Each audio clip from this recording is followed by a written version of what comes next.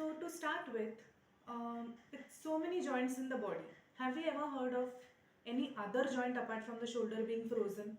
Like a frozen elbow, a frozen knee? No, it happens only in the shoulder. So why is that? So all the other joints, they move only in one plane. Like the elbow will move only in this plane. The knee only moves forwards and backwards.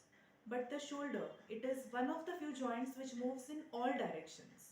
And that is why smooth movement of all the muscles around the shoulder is necessary for this optimum movement.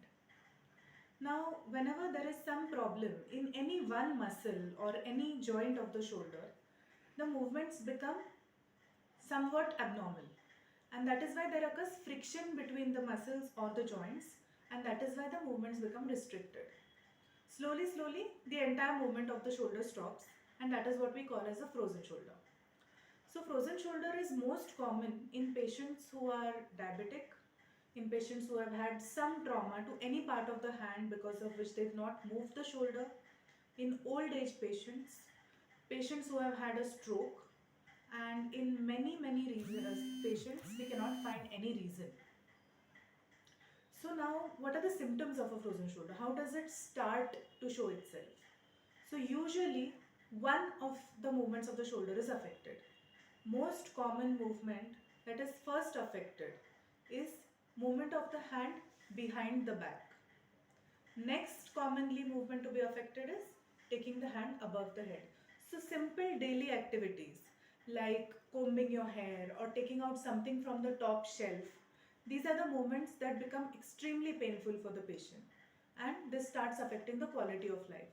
Slowly, the patient stops using this hand and does all his work with the other hand, and that is when we call it as a frozen shoulder. So now coming to treatment options. So first of all, frozen shoulder is a purely curable condition. Whether or not you do anything, in a span of 2 to 3 years, frozen shoulder usually gets resolved on its own. But 2 to 3 years is a big time for which you will not be using your hand. Hence, treatment should be taken, because these 2-3 years the quality of life of patients is affected very badly. So first of all, we have to start with all the movements of the shoulder, and that is done by physiotherapy. So physiotherapy is needed in frozen shoulder whether or not you do any other treatment. You have to start using the shoulder. So physiotherapy is the most